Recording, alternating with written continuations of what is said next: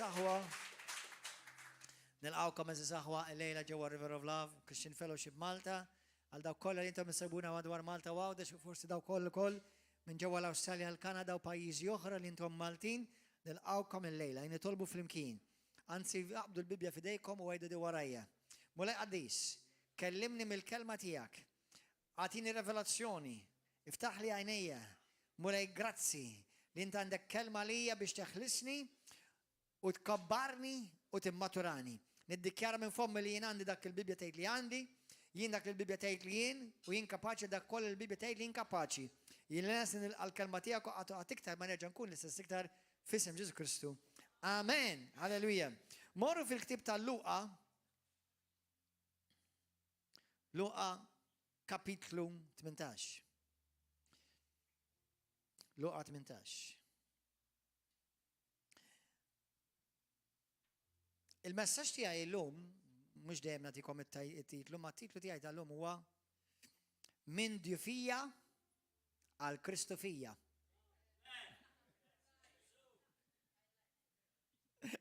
Min djufija għal Kristu fija. U min ġofija għal ġoħija.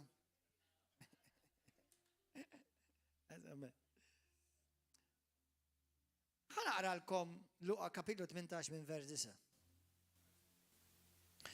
Luqa 18 minn vers 9, parabola tal-Fariżew u l-Pubblikan. Kien hemm uħud li kienu jafdaw fihom infushom. Kien hemm uħud, sabbili fidana daw l-uħud kienu reliġjużi. Kienu reliġjużi daw l-uħud. F'laqqas kienu, suppost kienu il-lut. Kien hemm min bosta li kienu il-lut, u għed minnhom kien Pubblikan, u kien mhux il-Pubblikan, kien il-Farizej. Il-Farizej kienu klassi ta' nies li huma malma ħafna fil-kelma. Fil-liġi. Imma kien hemm uħud li kienu jafdaw fihom infushom li huma ġusti, li huma tajbin. U kienu jimmaqdru lill-oħrajn. Ġesu qalilhom din il-parabola. Żewġ irġiel, wieħed Fariżej u l-ieħor Pubblikan, telgħu fit-tempju biex jitolbu. Il-Fariżew, il-ludi, ir-reliġjuż, dak li jmur il-Knisja kull ġimgħa, wieqaf talab hekk f'qalbu u Alla niżżik ħajr li minix bħal bqija tal-bnedmin. Ħalliela, inġusti, żienja, jew il-koll bħal dan il-Pubblikan.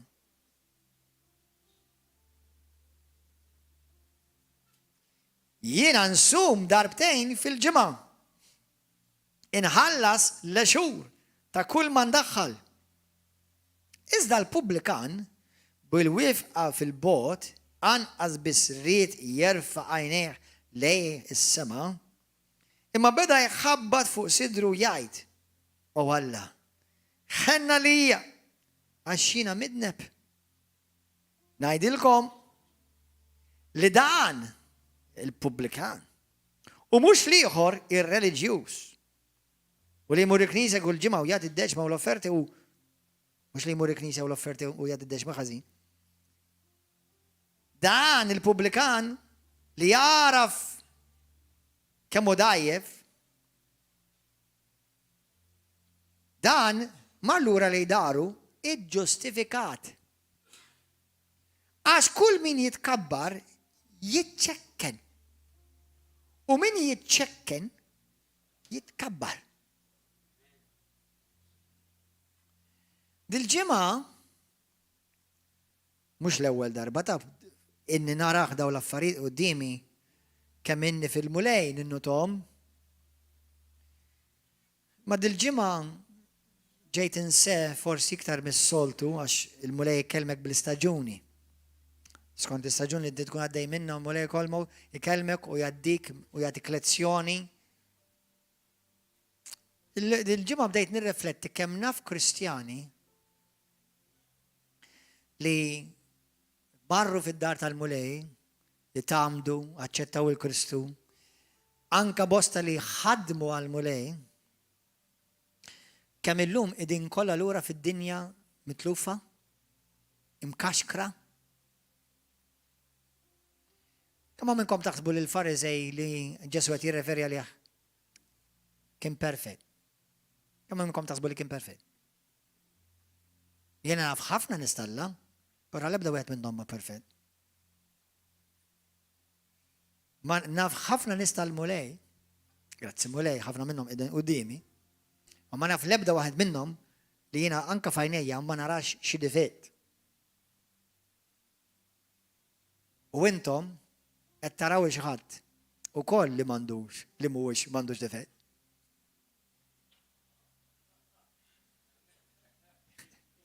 U daw kollha li qed jagħmlu fuq YouTube, qed jaraw YouTube u Facebook, basta jgħidu amen, brother.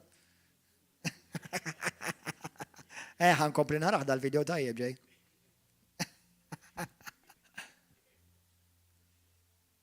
Mhux kulħadd aħna suppost nafu li kulħadd għandu difetti u kulħadd huwa dajjef, inkluż il-Kristjan li għandu l-konfidenza tiegħu fi Kristu.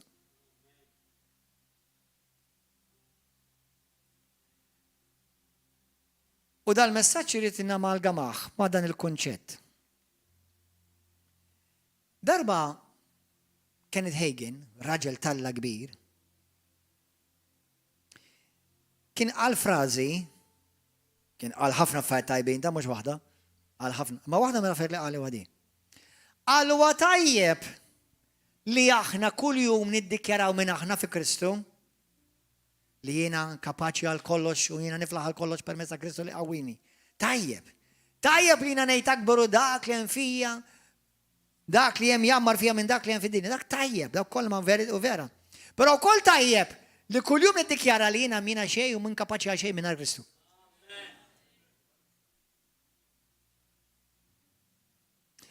Għax faċli meta tkun Kristjan u tibda titgħallem il-kelma u tiġi mimli bil-kelma tibda toħroġlok minn widnejk, li tiġi self-righteous, taħseb li inti tajjeb, li taħseb li inti wasalt, u taħseb li issa ħutek kollha dal-midna paw, daw taħdejja dan ara. Jew din, jew il-mara, jew ir-raġel. U meta jiena u inti nibdew naħsbu li jiena b'saħħti fija nnifsi, u nibda nrabbi ċertu konfidenza dik li bl-Inglis jissejjaħ cockiness, għax issa konfidenti fija nnifsi, qed impoġġi li l-nifsi f'periklu kbir li niġġarraf nerġa'.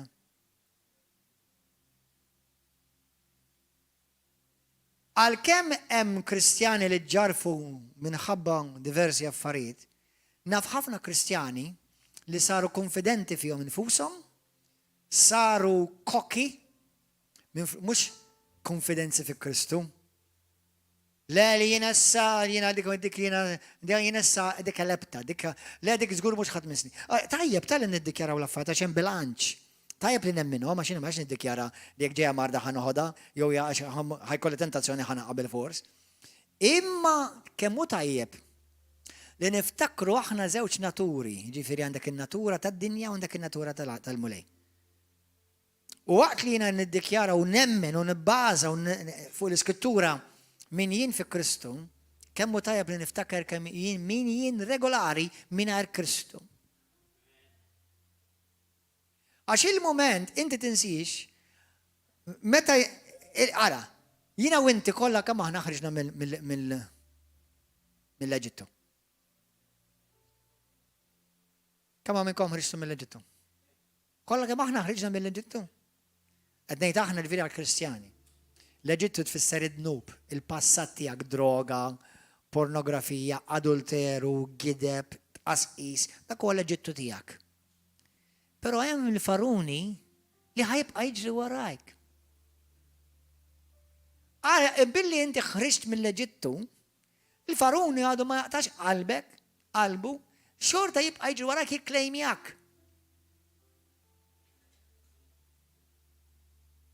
Smajtu għadi għahon.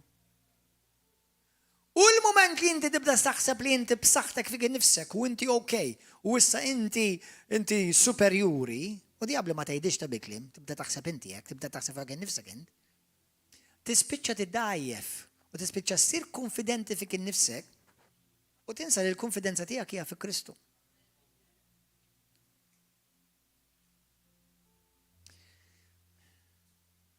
Nitnikked il-ġimgħa tlab tal-ħafna nies.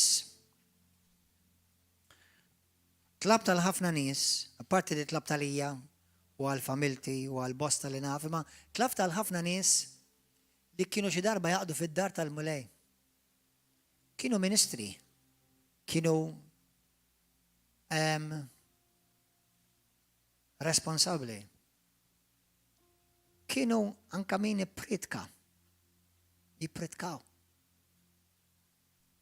Kienu kien bosta min minnom u kol Alla u zom biex iġibu ruxmata nis lej Kristu. U l-lumuma mumiex fi Kristu. Tlab tal-jom għaliex msiken number one mandom skuza li Alla li daw ma jafux. Il-kelma jafuha sir. L-informazzjoni semawa, l-kelma semawa. Imma jiddispeċini għaliex wisim, nisimaw naħwa. Waslu f'punt fej ħassewhom konfidenti u l-għaddu belaħħom. Ħanifmu sew, mux m'għandniex ikonna konfidenza fi Kristu, imma kemm irid noqgħod attent li l-konfidenza tiegħi kontinwajja fi Kristu. Ħanejlek għaliex. Il-moment li inti taħseb li int b'saħħtek u di tgħaddi minn moħħ lil kull Kristjan. Għanejlek għaliex. Għax meta inti għandek Kristjaneżmu bħal River of Love, meta inti titgħallem l-identità tiegħek minn inti fi Kristu l-qawwa li għandek, l-awtorità li għandek, tgħaddi minn żminijiet fejn inti taf li għandek qed tirbaħ fuq id-dnub. Jisu mhux isju iktar. Tgħaddi tagħmel jiem ma tidnibx. Ġili intom għaddejtu di jiem ma tidnibx. Għajt il-listra men, netneleba dik, il-listra, wow, dik mux ixju, il-listrina men, dik għaleb dik, u dik, wow, istra, jisu d-nub, jisu madux ixju, sa. Sa ċertu punt għandu jkunek, pero xi kultant tinsa. Għaliex wasaltem. U l-moment li tinsa, issib il-faruni qudiem għajnejk. U dik il-faruni jisma' smek. Kokaina. Coca-Cola.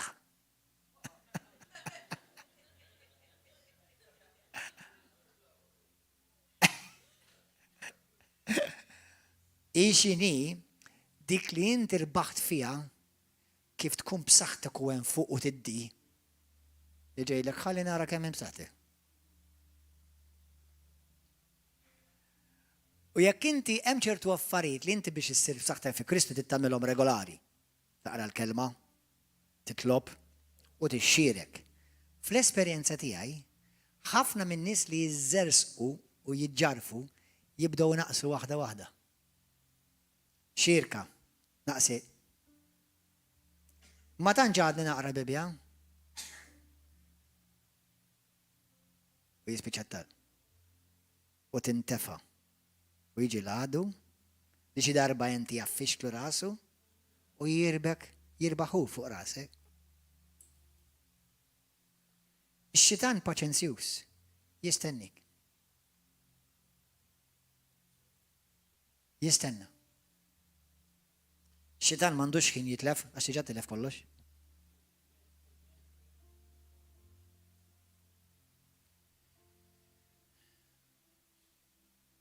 Ġesu fi Ġwanni 15 vers 5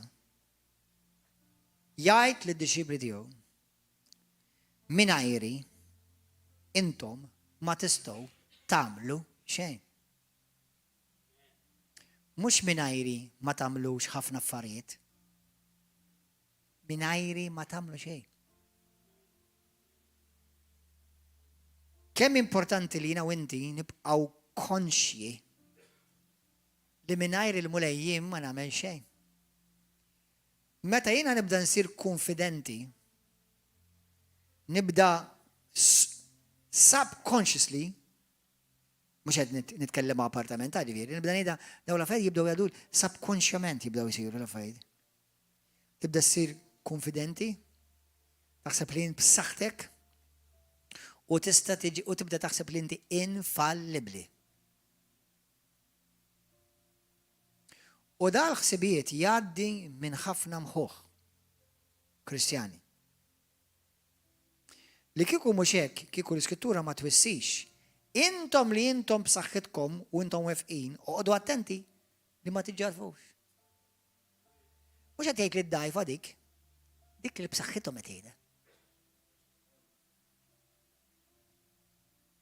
Intom, dawk li intom wefqin b'saħħitkom, oqgħodu attenti li ma tiġġarfux. Mela sena mhux li d-dgħajfa tiġġarfux, li b'saħħitkom oqgħodu attenti ma tiġġarfux. Il-mulej, illum fakkarni u dil-ġimgħa fakkarni li ħafna Kristjani li ġarfu, number 1, tafu Luqa kapitlu 11 Ġesu jwissi li meta xitan joħroġ minn dar. Id-dar.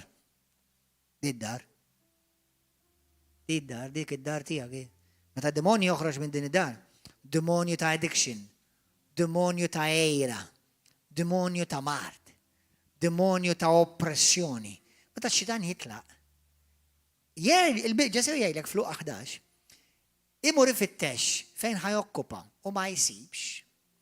Jgħid ħanerġa' mmur lura f'dari. Taf li lilek jgħidlek you are my address. Lilek id-demonju tiegħek jarak bħala l-indirizz tiegħu. U Ġesu jgħidlek jekk isib dik id-dar vojta, il-knus jamma vojta, mhux ħajbad jidħol da. 8 jekk jogħġbok, the best. Iktar b'saħħithom minni. Bad jidħlu hemm u s-sitwazzjoni ta' wara kuni ħafna qar. Ġbajt nara Kristjani iwettqu dak il-passaġġ.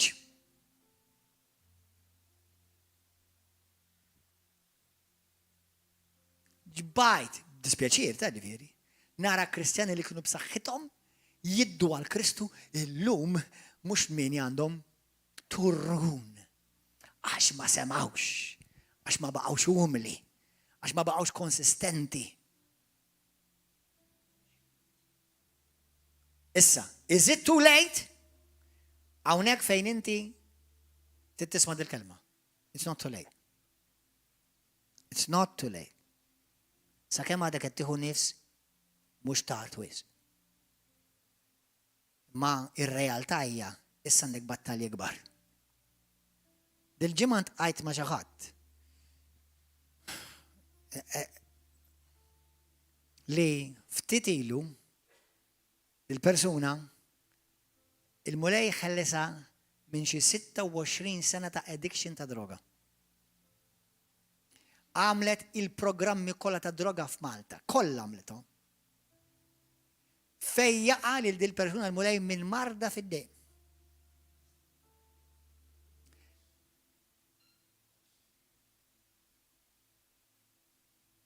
Illum mhux lura fid-droga.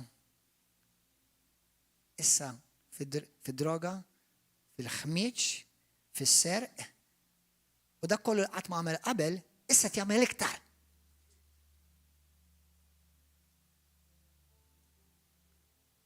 Mhux tlaqt id-droga rġajt għal-droga, la issa tlaqt id-droga rġajt lura għal-droga meta s-sisrat nisraq u niġri man nisa wkoll. Mela issa x'għamel l-Iskrittura ġiet imwettqa. Mhux dak id-demonja d-droga biss ġi lura. Issa ġi tal-perverżjoni, tal-gideb, tas-serq.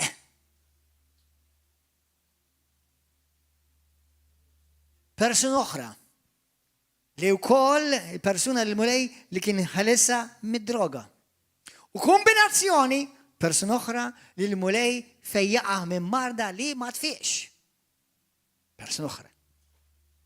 Persuna oħra li dil-persuna ma semax minni U nissa ngħidu ara ħanidkom xi ħaġa u nibża ngħidilkom taħt il-biża tal għamel int jekk tisma' għamel int. Jekk inti twissija u inti ma tagħmilix ħajarralek. 1000% 1000% qed ngħidlek. Hemmhekk ħankun infallibbli. Dak li ngħidlek ħajarralek żgur. Għadni ma rajtx persuna waħda li wissejt u għamlet il-kontra li ma fa'alliċ. Odu attenti, meta bnidem tagħlek tikkelma.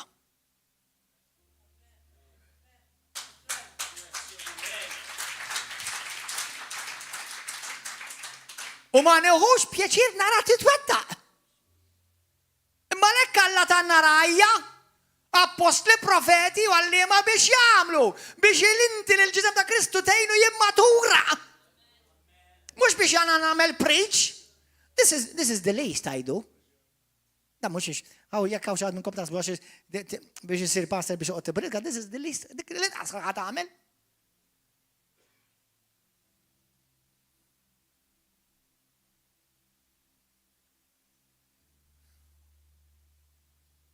Imma Alla ma qatax qalbu minnek. Alla ma ramikx. Ma qabel iġġieled ma' demonju wieħed, issa tiġġieled ma' 8 jew 9. U iktar b'saħħithom minn ta' qabel. Biex inti lil Farun ma tieħx ċans u tgħid hija ftit. U hija darba. Persuna waħda partikolari qalt li llum il-ġurnata tilaq it-trapp tal-ħmiġ tal-art. Ser ila testimonjanza, ser ila kollox, ser ila flusa, ser ila familja kollox kisir ila. Kollox! Għasma semax. ċans wieħed. Bib wieħed naqam bexxa kien. Dil-persuna għakli ma passa, għakli kif ġraw daw l-affarijiet, jina mux droga ta' missejt sess. Ta' nafti. Mela inti id-demonju jiġu għadu. Id-demonju jiġu bid-demonju tal-perverzjoni, mbagħad miegħu ġib id-demonju tal-konfużjoni, mbagħad id-demonju tal-kundanna, mbagħad meta tibda tħossu konfuż, ikkundannat ma lessa ħandur droga, mbagħad kif tidħol id-droga issa mbagħad tibda tiġi il-faqar għax issa ħatqol fuq kull per 1 cent li għandek f'ħajtek u tisa' illomok il-missek u l-uliedek, mela daw id-demonju kollha ħajtħlu issa, mhux ta' droga biss. Jew mhux ta' żina biss, issa demonji ħafna iktar. Tiftakar inti kemm xett qudiem in-nies u għedt Alla x'għamel miegħek, issa d-demonju ħajamel spettaklu bik qudiem l-infern bik. Imma Alla du ma qatax qalbu minni. Alla du ma qatax qalbu minni. Alla jerġa' jirrestawrak. Alla u Alla ta' restawrazzjoni. Alla ma jaqtax qalbu minn ulidu. Imma il-ħasra jadi. Ħafna minn ulidu, peress issa once li jidimbu, jinsew xejt il-missier. X'qallhom il-mulej. Meta inti immaġina inti tfiq immarda, ħadd il-mediċina, ħadd il-kura u fiqt. Min naturali tnilkom. Mbagħad inti wara sena terġa' timrat. Jon kera terġa' tibda tħabbar dak il-marda. U inti tmur għand it-tabib jew l-isptar u ma jgħidlekx ma ġejt. Ma jgħidlekx hekk it-tabib. Jgħidlek ejja ħalli nittekkiljaw malajr, ħalli ma tuħux over. Il-Kristjani ma m'għandhomx kapaċi ħafna minnhom jaħsbu dak il-common sense. Le sad nibtu s-sommu lejha jaċċettani. U ħafna jemnu dik il-gidba. Jaqtaw qalbhom. Komplu jafġu iktar. Minflok mulej, int fejjaqtni. Jien ġajt bażwarta. U l-mulej jerġa' jaċċettak lura. Misimgħu nisew. Trid tkun jiena u inti irridu nkunu reali mal-mostru tiegħek. You need to know your monster.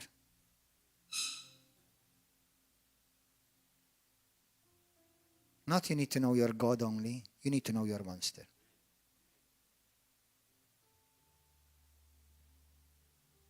Get to know your monster. Get to know what he feeds upon. So you will know what to starve him from.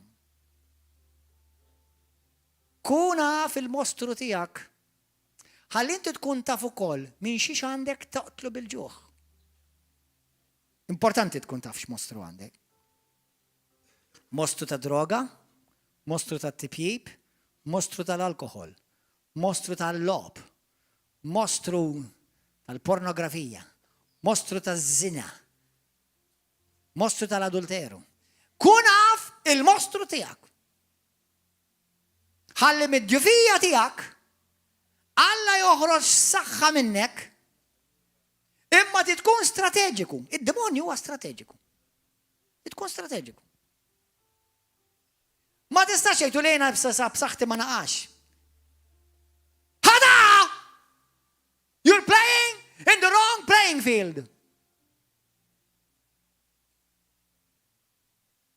Pastors gbar u nistalla gbaraw li kielu dak li x-xitan poġilhom qudiemhom. U wara x-xitan ma taħsibx li jaqta' qalbu. Illum tgħidlu le.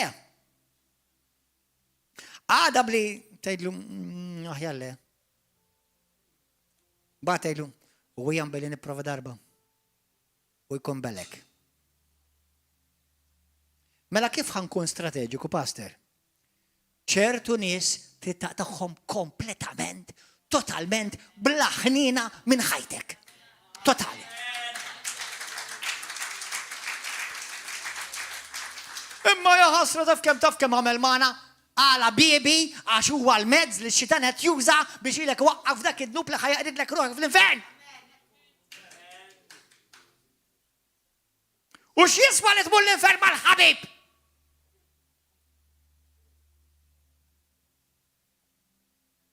Trid tkun kapaċi tgħid le għal ċertu ħinijiet fuq it-television, fuq il-laptop u fuq il-Facebook. U intom ġenituri lill-uliedkom qed titrenjawhom minn issa biex jidraw il-ħmieġ. Hemm it-TikTok għal sakruħ ibbenjawh. Ma naqbel ma l-ebda ġenitur li jrid isalva lill-uliedu li jtihom mobile qabel 16 sena. Mhux 16 sena mbagħad isiru bravi b'saħħithom da. Ma mhux minn tfal ta' 8 snin, 9 snin, bil-mobile u bil-YouTube available u bil-TikTok ukoll. Ta' xi tittihom il-pornografija, l-adulteru, iż-żina, id-droga kollha fuq. Tista' toħodhom il-knisja hawnhekk sija. U hemmhekk jagħmlu l-ek sebasjat kull jum fuq il-mob. X'sija tiswa l-knisja. Imma passer kont inġibu ta' il-fellowship jien. Imma inti kont ta' tagħmilu kumpanija mad-demonju minn filosofija xija dar. X'tiswa dik is-sija tal-fellowship?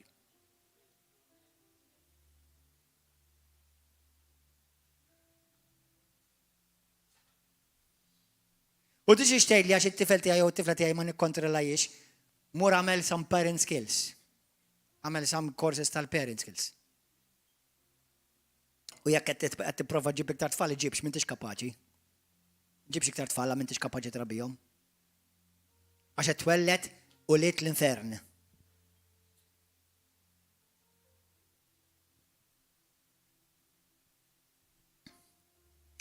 Jiena u int għandna d-difija. Kolla kemm aħna għandna d-difijiet. Kolla! U naf, mhux ħanoqgħod indur noqgħod niddikjara d-difijiet tiegħi, bla dubju. Irid indum u nimmedita l-kelma tiegħi, il-kelma tal-Mulej, skużawni. Niddikjara x'qal Kristu fuqi. Imma mhux biss.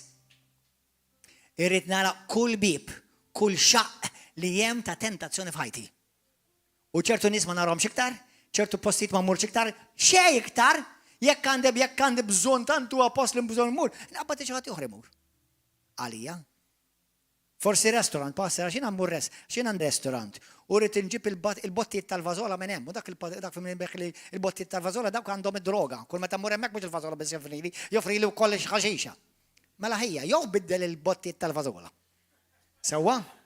Jew nkella ibgħat il xi ħadd ieħor għall-vażola, għax inti mhux il-vażola ħajtik, inti ħajtik l-infern. That's it. Ma tistax tmur iktar għal-bottijiet tal-vażola, apparti ma tantx ġeluk tfuħ ħafna wara.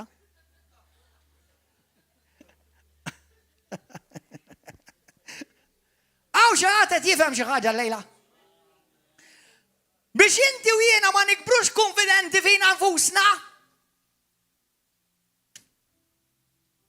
U niftakru li minna Kristu jien mina kapaċi għal xejn. Halleluja. Il-Kristjan jista' jkollu tentazzjoni bħal kulħadd. Naf li hawn min jargumenta ħadi, imma argument fil-vojt, għaliex għalnejlek. Għax tgħid li maħna ma mitniex għad-dnub, sena ftit, intom kollha ħajjin għadkom hawn. Sissa. Mitta dnub ġifieri dnub m'għandux qawwa fuqek, imma t-tentazzjoni għadha teżisti. U jekk taħseb li ma teżistix mela int aħjar minn Kristu. Għax għandek Kristu kellu tentazzjoni.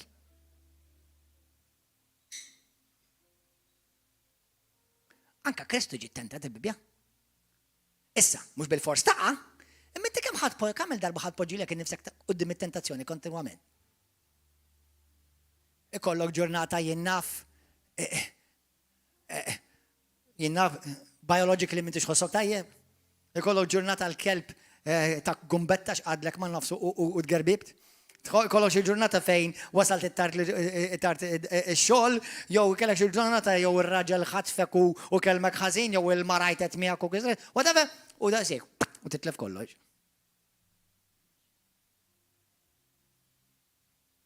Mela kun strateġiku, għajt il-dak taħdek, kun strateġiku kontra l-għadu. Ippjana għal dak il-jum li ġej kontra tiegħek. Le ġej żgur. Il-tentazzjoni għal dak kollha li intom ħlistu mid-droga, il-tentazzjoni ta' droga ġejja. Għal dak kollha li intom ħlistu mill-pornografija, il-tentazzjoni tal-pornografija raġa ġejja. Il-tentazzjoni ta' lob tal-azzard intom li ma tkomx tidobu raġa ġejja dik il-tentazzjoni. Il-tentazzjoni li intom tixorbu tiskru, illum ma tiskrux imma ġimgħa oħra qabel ħaġa tentazzjoni u ħadd tispiċċa da'. Jalla ma jsirx imma qed ngħidlek ir-realtà li ġejja. An evil hour will come upon you. U kif ħad pasot? Billi tipprepara minn qabel. Inti ma tibaċ armata ta' soldati l-ewwel tażilhom u mbagħad tibgħathom jiġġieldu, tażilhom u titrenjhom. U taf kif jitrenjaw huma? Mhux fuq il-pitazz ta' u bil-copybook. Jitrenjaw jekk inti taf pilota ta' aeroplan jagħmlulek simulation li jisek vera għattaqa u tittoħroġ minnhom daqsik vera fil-gwerra. Ħalli meta tiġi kun taf x'għandek tagħmel. U għandek ħafna Kristjani sar konfidenti fihom fuq jiena ma naqax u le tħabbix rasek pas. Le, jien mhux ħaħabber rasi, imma tiwissik. Illum ma taqax, għadha ma taqax bita daħda. Imma ħi toqgħodx tiddikjar dawn l-affarijiet fuqi, inbalalu. Imma tix tiffaċċja r-realtà tat-tentazzjoni li teżisti skont il-kelma tal-la fuqek.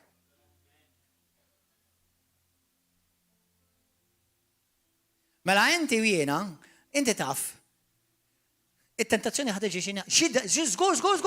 żgur ħateġi.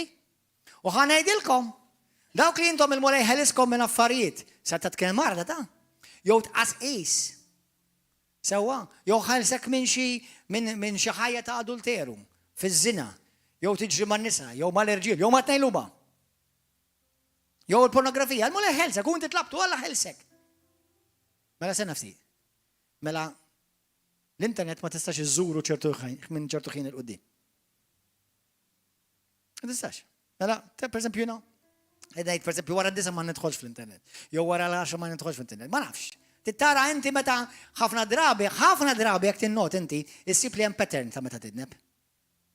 Ġieli notajtu li ssibu li hemm pattern meta tidneb. Per esempio ħadd minnkom mhux qed jara pornografija bħalissa. Mela tħabbix rasek għalaw.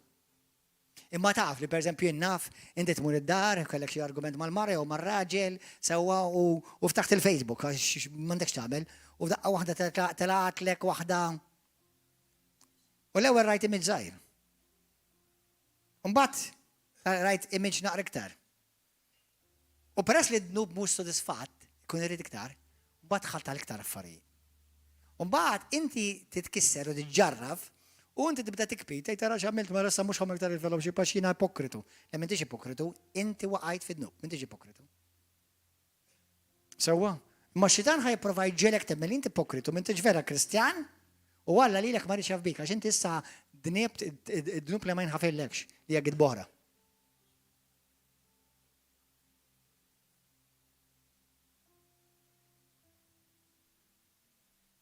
Ħafna mill-Kristjani jaħsbu li issa tulejt la dimbu. Min fejn ġabu għadi? Min li ma skrittura? It's never too late. Imma taf kemm hawn jaħsbu li it's too late.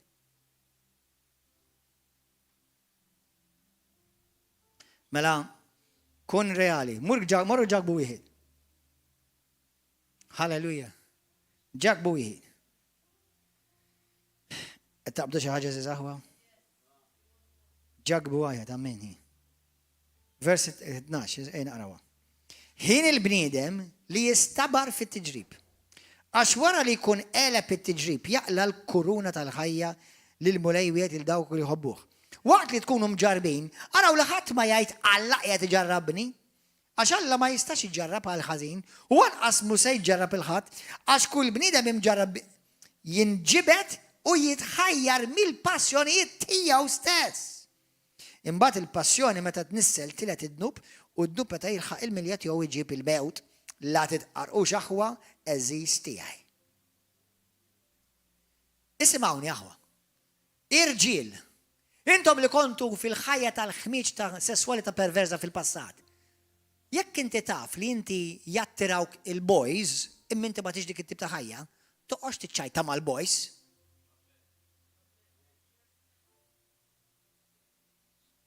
Jekk inti kont womanizer qabel, sewwa li raġel jogħġbuh in-nisa dak huwa naturali. Li mara jogħġbuha l-irġiel naturali. Imma jekk inti kellek problema ta' ma' kull waħda li tara u ma' kull wieħed tara tidmur is-sodda fihom li ma torqod qatt magħhom wara kollox ċarni ma nafx jgħidu mort norqod meta ma raqdu ġejlu. Ġi jgħid li l-bredera x'mort norqod magħha qatt? Le, ma biex torqod. Jgħidu mort norqod magħha ma raqgħod ġej, mhux vera, għaddu jagħmlu bħal fnik minn filosofoloġija.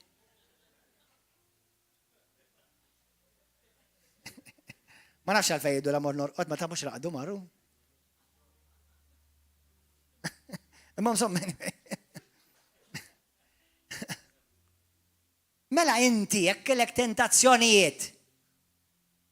Daw kienu issues għalik fil-passat u inti tittejx għal Kristu. Toqgħodx tersaq lejn in-nar.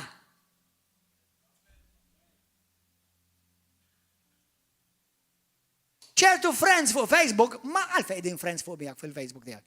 Għax meta nidħol ċertu profiles ta' xogħol minnkom, narakom friends ma' xi nies li żgur mhumiex fil-kalibru spiritwali tiegħek.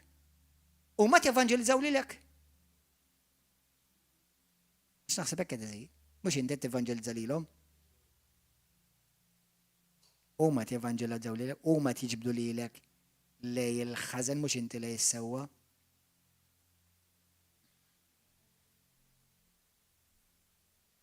Mela number 1, l-ewwel tiġi mġarrab tentazzjoni.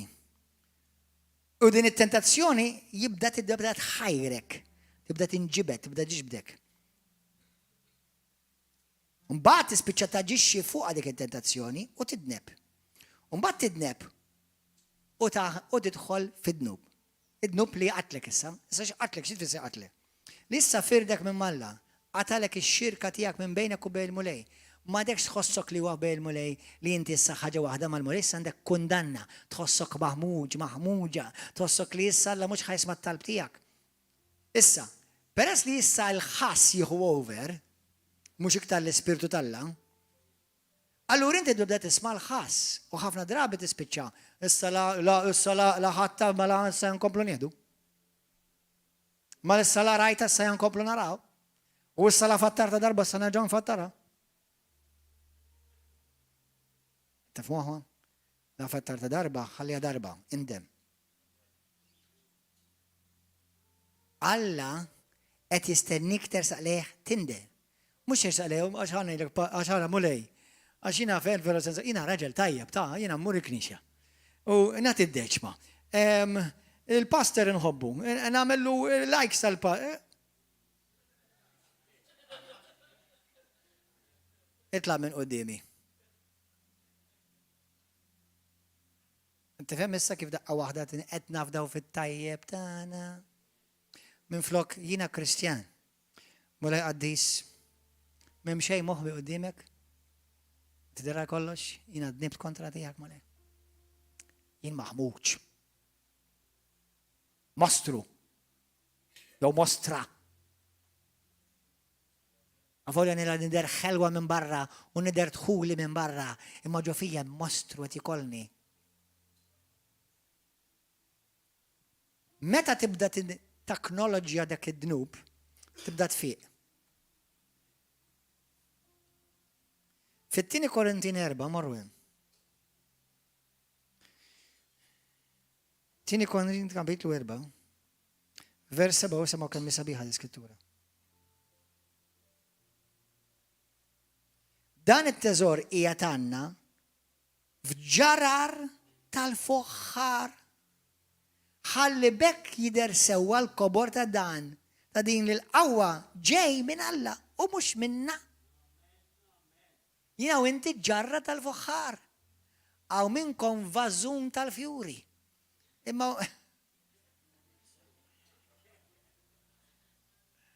inċint ix-xejp tiegħek, jiġifieri you are very fragile. Dik tfisser ġarra tal-foħħar. Fraġli, jiena u int fraġli ħafna. Is-saħħa li hemm fina tinsix li mhux int u Halleluja. Grazzi mulej. Ftakar li l-farun ħajkompli jiġri warajk. Mela waqt li inti b'saħħtek fil-istaġun li inti tħossok b'saħħtek, emmek ippjana kif il-bibin ta' ħajtek li jibulek it-tentazzjoni minn issa ħata laqom. U lejna b'saħħti issa pastor ma jimpor. Le, issa laqom. Issa waqt li b'saħħtek laqom. Għax meta tkun dajja fis-sibhom miftuħin, tidħol. Issa laqgħu. Lesti għal dik il-ġurnata li ġejja x-xita fuq ħajtek. Anke jekk illum qed tħossok li x-xemx qed tiddi fuqek, ix-xita ġejja. Il-maltempata ġejja. Fil-ktieb ta' morru fil-ktieb ta' Salmi 146. Salmi 164. 46, 146. Psalm 146, verse 8.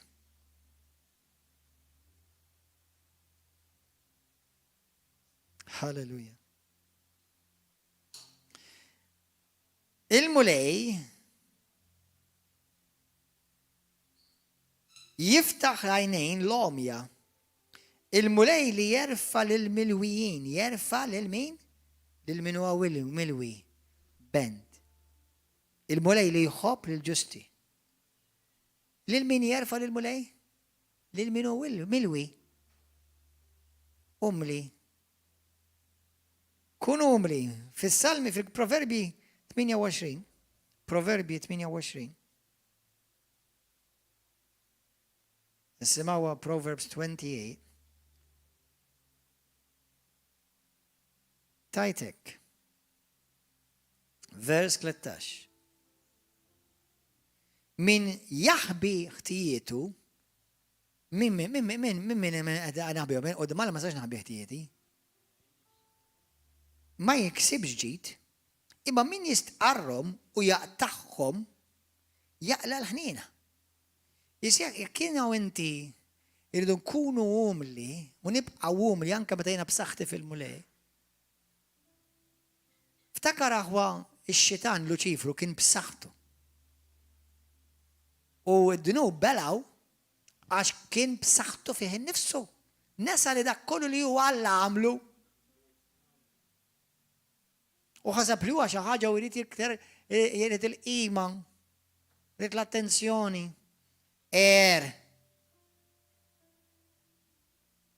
Illum il-mulet jgħidlek iffaċċja s-sitwazzjoni u wieqaf aħrab. Avolja qed taħrab, xorta ħataqbdek. Even if you run, it will still catch up with you. Ma tiffaċċja għiex illum? Faċċja għada. Mela ffaċċja. ċertu minnkom tiffaċċjaw ċertu sitwazzjonijiet fil-ħajja tagħkom. Tiffaċċjaw ċertu persuna. Jina għent, kaput. Ħanaħu għalija. Sorry, ħu għalik. Dan. Għal dik il-persuna li tkun il-mezz ta' dnupu divija dija għidiviri, jednejt. Hemm nies li inti għamdu dak tiffaċċja biex tagħmel l-affarijiet sew magħhom. Meta inti ma tagħmilx l-affarijiet sew maħuktek, bħalma l-Iskrittura tindika f'ħafna postijiet, f'Mattew 5 pereżempju rranġa maħuk qabel ma tersaq il-mulej. Taf minn ma jagħmilhom xi ġarraf. Fl-esperjenza tiegħi min ma m'għamilx l-affarijiet iġġarraf aħwa ta'. Mhumiex qegħdin sew ta'. Anzi jżidu mal-feriti fil-ġisem ta' Kristu. Għamel l-affarijiet, hemmhekk iva tittiffaċċjah il dak il dik. Ħalli inti ġib ċarezza fuq is-sitwazzjoni, iġġib tala is-sitwazzjoni dak li jgħidu la closure. Bring a closure to that relation, to that situation. Mhux ma titkellmux iktar ta'. Ġifieri isma' ejja niċċarawha u nagħlqu hawnhekk. Daqsi. Dija xi ħaġa li hija tonora lil-Alla u toġob il-Alla. Meta jiena u inti niffaċċjaw is-sitwazzjoni, jien u inti nsibu niskopru li jiena issa nħoss li sarbaħt fuqha. Meta inti taħrab mis-sitwazzjoni, ma tafx hekk intix ħatirbaħ fuqha. Meta tiffaċċja ħatirbaħ fuqha is-sitwazzjoni. Iffaċċja. Ħatirbaħ fuq dik is-sitwazzjoni. U ħad iskopri li meta tiffaċċja inti iktar b'saħħtek minn dik is-sitwazzjoni permezz ta' Kristu li qawwik. Ħalleluja. U dik ħad tkun l-opportunità tiegħek biex inti tkun tista' tir liberu u tagħmel dak li Kristu għamel għalik. U għandu lest għalik. Amen.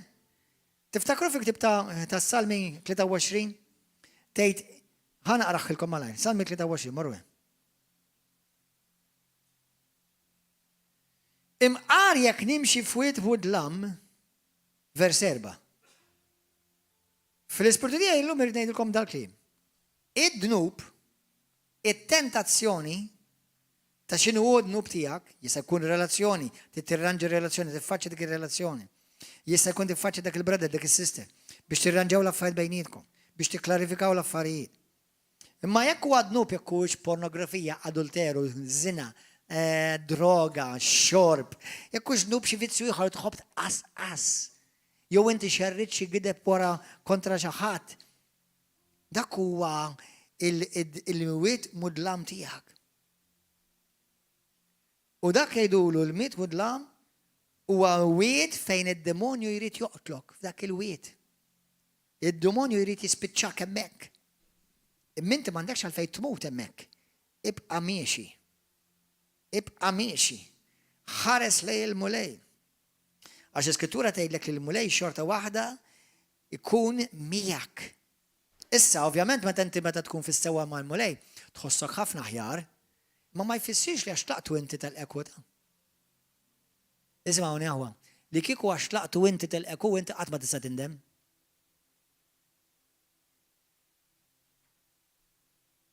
Ma jfissirx għax jiena tlaqtu jew dnibt, ma jfissirx li Alla abbandunani, kieku ma nistax nindem. Kieku bla tama. Imma għax naf li huwa fidil. Għalhekk l-Iskrittura l-ewwel Ġwanni kapitlu 7 tgħidek. Ta' fuqha, vers 9. Tgħid hu fidil u ġust. Jekk aħna nistqarru dnubietna, hu fidil u ġust, mhux jiena fidil u ġust. Jekk jien nistqar dnubi, x'inhu dnub tiegħek? Pastor għandi problema bil-pornografija. Mhux li tgħid għalkemm tajjeb li kollok brother ma' min ikollok taftaħ qalbek biex jgħinek, jew jekk inti brother, fittex brother. Mhux brother jfittex sister. U dik is-sister, l-unika sister li inti tista' tiftaħ qalbek magħha hija martek. Però hemm affarijiet li jabli raġel għandu bżonn raġel ħuħ biex jiftaħ qalbu magħhom, mhux mal-mara. U mara għandha bżonn tiftaħ f'ċertu qalba f'affarijiet, ma mara talla vera. Mux ħad attakkak li ħad gondannak u tkisrek, li għademek li hija konfidenti, li inti taf żgur li di anke kiġi jaddu la jaqtaw la rasa żgur ħażhom kollox konfidenti. Sewwa? Amen, l-istess ma' raġel. Jiena infatti nemmen ħafna fil-accountability partner, nemmen ħafna fi dik. Issa jekk taħdem għalik għal mara u raġel, jekk taħdem għalik tajjeb. Imma ħafna drabi fl-esperjenza tiegħi matul is-snin, Raġel għandu bżonn raġel talla, mhux bil-forsi ġifieri jkun xi paster ta', imma li jista' jgħinek. Jekk biex inti jekk għandek tentazzjoni tal-porno pereżempju, mhux jgħidlek isma' mmorru naraw il-porno flimkien, no? Sewwa. Ġifieri jgħinek, jitlob għalik dak il-ħin, jekk għandek forsi xi bżonn disprat dak il-ħin forsi droga. Jgħidlek ejn intaqgħu, ejja nintaqgħu. Issa jista' jkun mhux kull darba li għandek tentazzjoni tqajmu minn f'nofs tal-lejl ta'. Imma għax inti il-bib inti ttalqu mhux il-ħabib. Jew il-ħabiba, l-bib inti tittalqu. Sewwa, ara jiena qed ngħidilkom din hija. Ħafna bid-drabi innu tajt fl-esperjenza tiegħi, id-dnub tiegħi għandu pattern. Ġagbu kapitlu 1 vers nassa, vers rajnilkom. Li btibda b'tentazzjoni. Mbagħad tibda tħossok imġiel tibda tersaq. U mbagħad taġixxi, tidneb, twillet id-dnub, u d-dnub mbagħad wasal għad-dnub għax ħafna drabi ngħidu s-sala fattarta. Sewwa, u mbagħad tispiċċa tħossok ħażin. U aħna xiġilek. U mbagħad taqaf wid modlam. U inti tibda tgħid illa kemm kont close man mulej. My goodness gracious, kemm kont ċut stupidu. U dak id-dnub li jkun ħadlek 5 minuti, 10 minuti jgħinam l-mod sijaħa. Għandek ġimma biex terġa' tiġi lura f'siktek. U għalhekk ħafna ma jippritkawx. Għalhekk ħafna ma jridux ikunu fil-ministeru. Għalhekk ħafna jgħidu le tafdanix li da għax jien għadni bil-problema. Li għad għandek tentazzjoni bħalma għandu kulħadd, imma ma kontx qed tkun wise u strateġiku kif inti tagħlaq dik il-problemi. U tista' tagħlaqhom. Hemm mod kif tista' tagħlaq dawk il-bibi. Imma tittamel deċiżjoni issa. U lejla l-mulej ħadd grazzja speċjali għax ħanitolbu għalek. Ħalli inti ma tibqax dejjem tipposponi s-sejħa ta' ħajtek. Għax inti għandek vizzju, għandek dnub jew għandek tentazzjoni, Alla tgħidlek ma' kull tentazzjoni li l-Skrittura tgħidlek, jiena nipprovdilek way, mod kif inti taħram dik it-tentazzjoni. Mela inti tippjana kif l meta dik il-tentazzjoni ħad tiġi, titaħrabha. Ma tistax taffordja tgħid hija ħan intaqa' magħha xorta, hija ħan nitkellem miegħu xorta, hija ħan iċċettja xorta u jibda segment tagħmel xi ħażin. Stop it!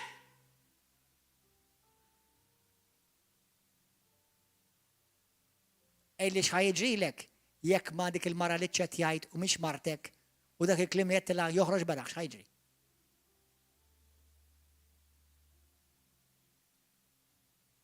Daw affarijiet li jiena nara regolari.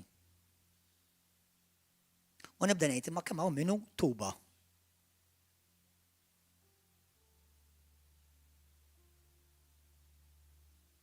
Għaliex tirriskja iż-żwieġ tiegħek? Għaliex tirriskja? Qed inżin nħobbok, qed ninġibet lejk. Dik mhux il-mara tiegħek ta' x'qed tgħidilha dik. U jekk il-mara siblek il-mobile, jew dik il-mara tittamilek vendikazzjoni. Jew dak ir-raġel jivvendika lilek. X'ħadd imur tgħidilha kif ħadd iskuża ruħek mal-mara jew mar-raġel. Issa forsi il-mara u raġel jaħfrulek. Grazzi mulej ħafna drabi jekk isir. Ma dak li inti għamilt f'minuta ħajkollok tpatti 7 snin tirrepetijulek fakkarulek.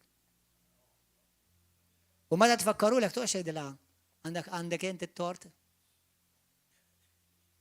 Kont taf li qed tidneb, kont taf li Alla qed jarak. Għandi jien it-tort jekk għamil dan. Bat tibda tgħix imwerwer, nispera li ma jsir jaf ħadd, nispera li ma toħroġ fil-beraħ. Għal-biża' men.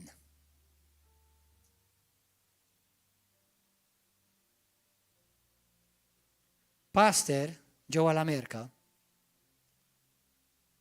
itallaq. Pastor ta' knisja ta' xi 20,000 ta'.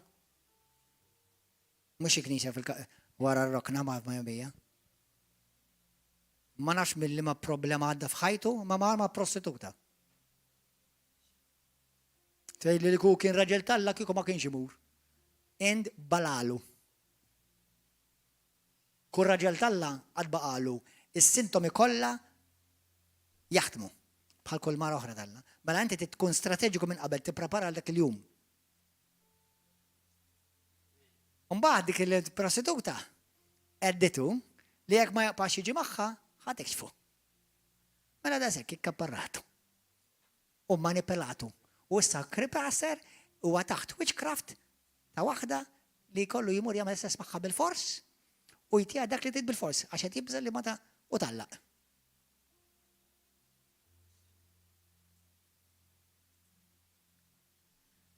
Kien hemm mod jista' jiġi rikonċiljat iva. Iva. Dejjem hemm Alla qatt ma jixħdek. Imma ħanejdilkom aħwa. U ħanejda l-kull min qed jisma'. Id-dnub għandu prezz. Alla jaħfirlek dejjem. Anke jekk toħroġ fil-beraħ jaħfirlek ukoll. Il-poplu ma mhux ħajaħfirlek. Mela d-dnub ħajjeħdok il-bot ħafna iktar milli tixtieq tmur. Ħajżommok imwaħħal ħafna iktar milli tixtieq tibqem u ħajiswilek ħafna iktar milli tista' taffordja. Inti dejtu hija ftit le x-xitan għandu pjan ħafna u ħatwettaq il-pjan tad-demonju minn flok Alla. U inti tħobb il-Kristu u taf li taqdil id-demonju. Illum x'ħan nagħmlu? X'ħan nagħmlu lu? Eżaż huwa please. ħafna Kristjani qed jiġġarfu hekk ja ħasra. ħafna Kristjani hekk qed jiġġarfu. Jekk hawn kollha li tisimgħu fuq YouTube, jekk għamilt ħadd droga wara li l-mulej fejqek, jekk waqajt f'adulteru, jekk waqajt f'żina, pornografija, serq. Alla jaħfirlek dil-minuta. Tkellima, mhux tkellima mal-popolin, u laqqas toħroġ il-problemi tiegħek fuq il-Facebook x'għamlulek. Jew x'għamilt, jew x'flima balbulja ta' spiċċajt fija. Tkellem ma' xi ħadd li jista' jgħinek tiġi rrestawrat. Ġo River of Love.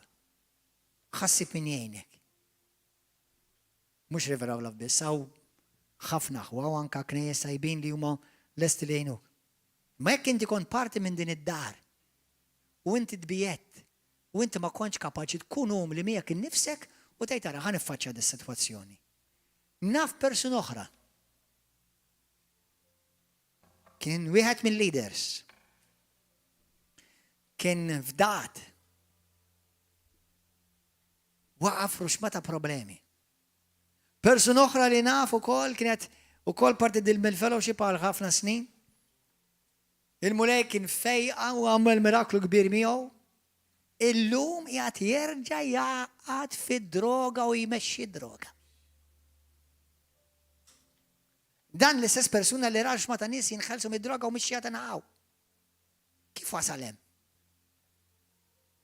Kif persuna tasal hemm? U għax ma kienx veru tal-Alla? Le. Hemm nies li kienu vera jħobbu lil Alla. Imma x-xitana miegħhom belaw id-demonju, il-gidba tad-demonju li Alla mhux ħajaħfirlek li mhux vera Alla dejjem jaħfirlek. U belaw il-gidba li jgħid jiena m'iniex ħankunu, le tgħid mhux ħammur niffaċċjah. Ja ħasra. Ara anke jekk tgħidli li inti mort mazzija tiegħi, ħabex rasek mhux ħalluħu għalija, naħfirlek. Wara kollox mhux it-sija ridet, għax differ.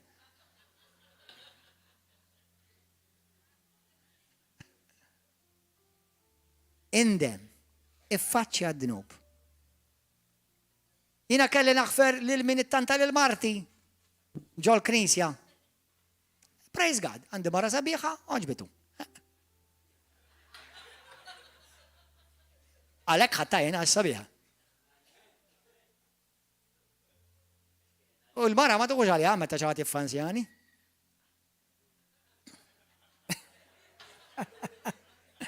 Imma jek tiffansjani għafem, that's it. Tiġi xtejt li jek tiffansjani? Għax mbagħad immur id-dar għax għablek niffansjak jien, mbagħad nibda newden. Għax jekk jien nagħmlu mod, inti pereżempju, naf forsi inti għandek raġel. Jien naf il-Matthew. gustus, handsome.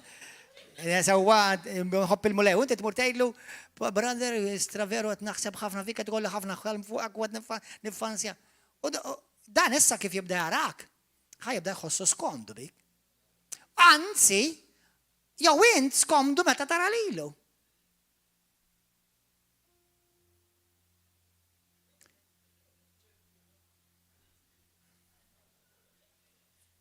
U int insertajt miż-żewġa.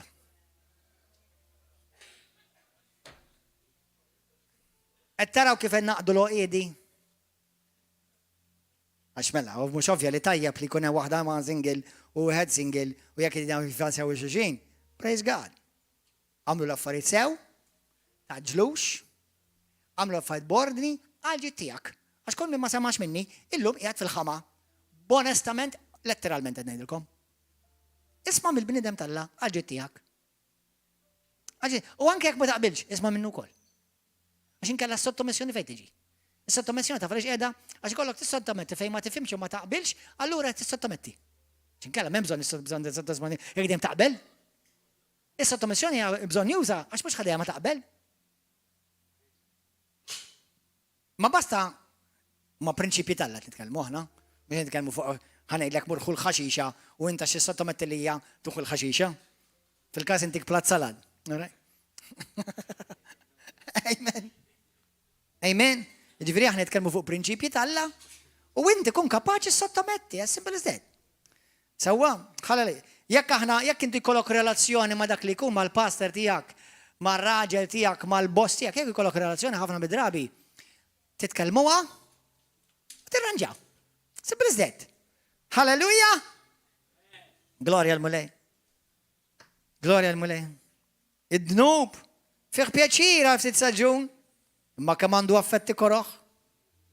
Għaliex taħsbu Ġesu qal il dik il-mara mur u tidnib xiktar il dak ir-raġel Ġwanni kapitlu 5. Ġwanni kapitlu 8. Lil-mara li fejn ilha dnubieta li kulħadd irid iħaġġara. Għal mur u tidnib xiktar. Fil-ktib tar-Rumani hemm ħafna x'nistgħu ngħidu ma m'għandix ħin. Fil-ktib tar-Rumani tgħidilna li Pawlu kien jgħid kif id-dnub kien jaħkmu meta kien taħt il-liġi. Kien jaħkmu d-dnub. Immissa qed fi Kristu. Ma jfissirx issa m'hemmx tentazzjoni għax dan il-dnub huwa dnub li fih qed iġġorr id-dnub. Dal-ġisem li fih iġġorr id-dnub fih. Kemm minnkom kellkom tentazzjoni dil-ġimgħa ta' xi ħaġa? Olli dejkom. Taf xi tfisser? Li kellek li ġismek huwa ta' dnub. Imma hemm xi ħaġa kbar fik. Mela titmax il dak il-mostru. Naf li meta tħares lejl mara tgħid m'hemmx raġel hemm. Jew mara m'hemmx mara di. Imma ġew fik hemm mostru ikraħ. Titimawx. Itma' ir-raġel li hemm sabiħ magħmul fuq ġbija ta' Kristu.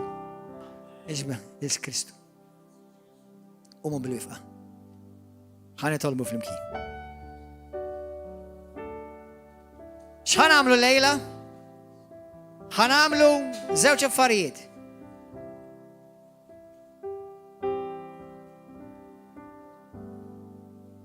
Number 1. Kemm hawn minnkom dnibtu kemm ilkom kontu Kristjani? Bla dubju. Ma jfissirx li sirtu middinbin, sirtu Kristjani għaddisa li tidinbu. Imma l-biċċa ċoli sadinija. Ma nagħmlux bħal Farizej niġġustifikaw għax dak jiddepar minni. Għalmenu jiena waqgħid darba dak jaqgħu kuljum. Għod attent! Tox tikkompara lilek ma' min dineb, ikkompara lilek ma' Kristu. Dak sera bil-israq qed tikkompara lilek ma' xi ħadd li huwa fl-istess kategorija tiegħek midneb jew fid-dnub. X'hekk huwa Kristjan mella teoloġiku huwa perfett fl-ispirtu. Ma fil-ġisem ma tgħadek iġġorr il-mewt u d-dnub. Li kieku jiena u inti m'għadniex f'ġisem, kieku d-dnub mhux ixxu, kieku tentazzjoni mhux ixxu, għax kieku qegħdin fil-ġenna. U fil-ġenna m'hemmx tentazzjoni, imma għalkemm qegħdin f'River of Love il-ġenna għadhom mhux hawn. Qegħdin nduqu tal-ġenna, tinduqu għall-ġenna minn issa mill-ispirtu. Imma dan il-ġisem qed jingħa ħafna drabi l-aħwa. U mhux bil-fors sess, Jekk inti kollok kilbiet, minnkom intom ma tistawx taraw pasta x'tikluha. Issa tikol pasta tikola tajjeb ta'. Imma le inti mhux pasta tikol, inti kaxxa pasta tikol. Allura dak għalik dnub għax inti tiġi kontrollat b'xi ħaġa li taf li mhux sehem għalik. Qed tifhem, jew sigaret billi passar għalu jana għax nampejb sigaret ħammu l-infern. Is-sigaret qed jikkontrollak mela dnub. Għax la mhux qed jikkontrollak Kristu f'dik l-erja, xi ħaġa oħra li mhix ta' Kristu qed tikkontrollak. Simple as that. U tiġġustifika jiexum billi npejab naqra pastor. Isma' li tista' tpejab ħafna. Imma għal Kristu mhux sew. Għal min għandu xida ta' Kristu. Mhix tiġġustifikax id-dub, għax id-dub li tiġġustifika qatt ma tista' tiġi maħfur minnu u meħlus minnu.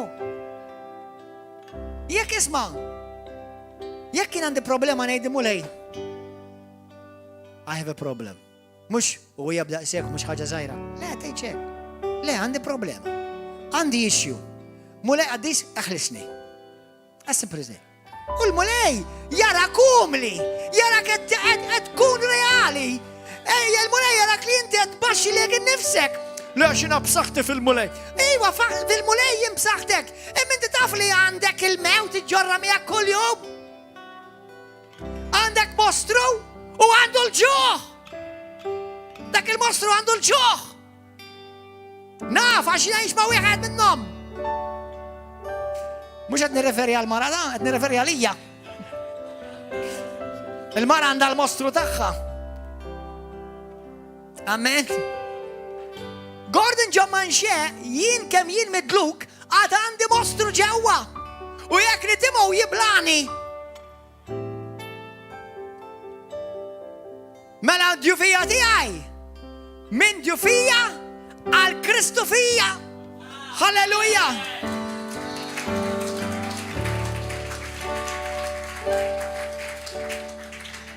Ħan nispiċċa b'din l-iskrittura Lut u ħan nitolbu fl-imkien. Lut 4, isimgħuha kemm sabiħa di. Għawilkom qalbkom inkoraġġikom Lut 4. Grazzi Ġesu. Nispera li dal-messaġġ għenkom. Vers 14. Mela meta aħna għandna l-qassis il-kbir li huwa tassew kbir, qassis li daħal fi snawwiet Ġesu bin Alla, ħanżommu sħiħ il-fidi tagħna u nisqarruha. Għax aħna m'għandniex qassis il-kbir li ma jistax jader id-djufija tagħna, imma għandna wieħed li kien imġarrab kellu tentazzjoni fuq kollox. Minn barra dnub, minn qatt ma dineb.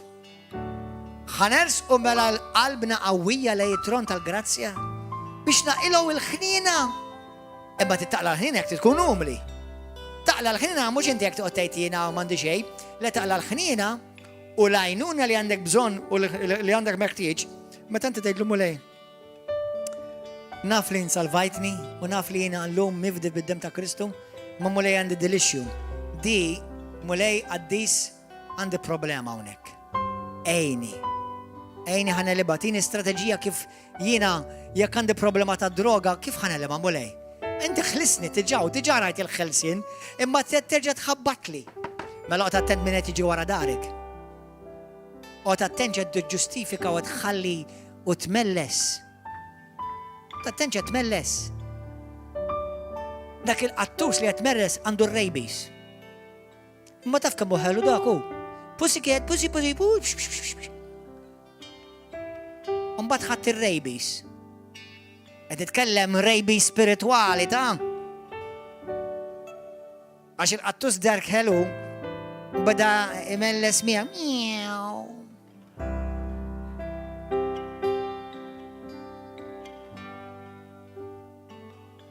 Mhux għalhekk il-Bibja tgħidlek uqogħdu attenti, kumpanija ħażina tkisser u tħassar morali tajbin. Esmawa, mhux kumpanija tajba issaħħaħ morali ħżiena. Morali ħżiena, nies li huma ħżiena ħajwaqqgħu lilek. Imma passa x'qed nipprova ngħinu, kemm ilek tipprova tgħinu 10 snin. 10 snin ħlibt ħajdek, ħlejt ħinek flusek u Kemm ilek tipprova tgħinu? Le. Aħsel għalaq il-bib, ibdejn il-ħadd ieħor. Dak jekk ilek tgħinu 10 snin qalbi Mark ma jridx għajnuna. 10 snin tgħinu, inta rajdi. Inti tinnotaw li fil-ġisem ta' Kristu hawn nies l-istess li huma suckers. Naw hawnhekk ħadd ma jħu għalih, please. Hawn nies li huma suckers. Jiridu l-attenzjoni sena wara sena. U dak li tista' tagħmel ma' mija, ikollok tagħmlu ma' wieħed. Għax joħdulek l-attenzjoni u l-enerġija kollha wieħed biss. Jew waħda. Le ġbin ara jiena ħanejnek. Il-moment li jiena minn ġed narak li inti għandek tagħmel dak li suppost tagħmel, jiena ħanaħsal idija God bless you f'dej il-mulej. Inti next. Taħlix ħinek. Hawn nies patejnhom eternu. U jekk tgħinhom hekk ħajbqgħu jagħmlu bħal dak il-qattusa li qed titma' terġa' tiġi lura.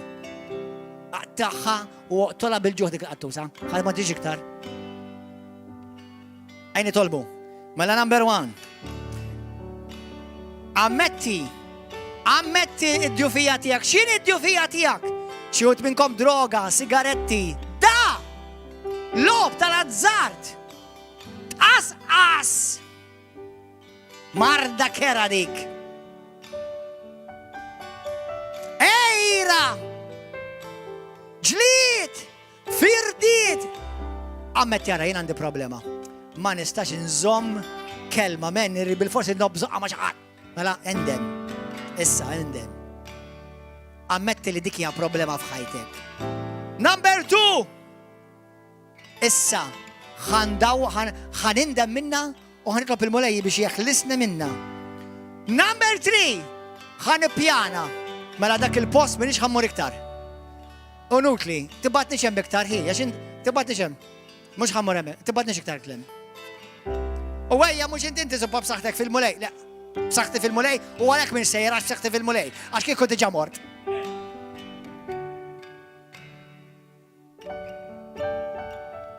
Tixelx dak il-computer, tixelx dak il-Wi-Fi, tixelx dak il-Facebook, tixelx dak il-social media li taf li qed ikunu id-dannu ta' ruħek. Speċjalment forsi ċertu ħin. Bħala tilkom qabel ġejdilkom id-dub għandu betern. Jew tqum fil-għoddu tidneb, jew qabel ma tmur is-sodda tidneb, fuq affarijiet ta' pornografija speċjalment. Għodu attenti. It-tentazzjoni tiġi lil kulħadd. U t-tentazzjoni tiegħi mhijiex ħar minn tiegħek. U d-dimalla l-istess, għax nub u għad-nub. Tgħidli moħim, jina l-pornografija rbaħt fuq għata. Għadek tqasqas, mela fl-istess kategorija għadek. Dak huwa l-mostru tiegħek. Għadek tieħu għalik u taffendu ruħek faċilment, mela hija għadek l-istess kategorija. Għax aħna irridu mutu għad-dnub. U x'inhu dnub? Amen, lesti? Mela, itolbu miegħi. Kulħadd jitlob miegħi, dak kollha li intom hawnhekk ukoll ġodda l-ewwel darba f'ħajtek. Inti li qed fuq il-YouTube, Facebook, jitlob miegħi dit-talba stess. Il-mulej qadis nammetti li hemm djufija f'ħajti. Inti taf x'inhi. U ħanejda u ħansemmija kif inhi. Djufija. Dnub. Iva, problema. Ejdilu l-mulej minn qalbek. Iva, hija problem. Inti taf x'inhi. Issa bejnek u bejn mulej ta' x'inhi. Tgħidix lili, ejd il-mulej x'inhi. Mulej qaddis, dil-ħaġa hija problema. Millum il-qoddim, waqt li nacknowledġja dan id-dnub, u numilja ruħi u ngħidlek mulej għandi bżonn l-għajnuna tiegħek, nindem minna. Għax dan qed jifridni minnek mulej. Dil-ħaġa tifridni minnek mulej. U millum il-qoddim, bl-erf qaddis tal-Ispirtu Santu, ejni mulej. X'għandi nagħmel biex dawk il-postijiet, dawk il-bibien, dawk is-sijat, dak li jiena kont nagħmel qabel, kif nagħlaq il-bibien għalija kompletament. Mulej qaddis grazzi li inti ħaturini x'għandi nagħmel aħsilni bidem qaddis tiegħek u millum il-qoddim, illum buċċi minn qoddim ngħid akbaru dak li hemm fija minn dak li hemm fid-dinja. U llum minn djufija, llum niddikjara li Kristu jammar fija u permezz ta' Kristu fija jiena neleb kull problema u kull tentazzjoni li tiġi kontra tiegħi. Għal glorja tiegħek Missier. Amen. Halleluja. Grazzi mulej. Amen. Amen, amen, amen, amen. Għal dawk li jintaw fuq Facebook, YouTube u televizjoni, grazzi. Morru meditaw dal-messaġġ. Halleluja, il-mulej jħilsek. Il-mulej jħfillek dejjem. U dawk kollha li inti l-għadu prova jikdiblek li inti mintix mill-uħ fid-dar tal-mulej, you are welcome in the house of the Father. Inti mill-uħ fid-dar tal-Missier. Il-paċi ma'kom narakom il-għada fil-10 nal-4 u s-sif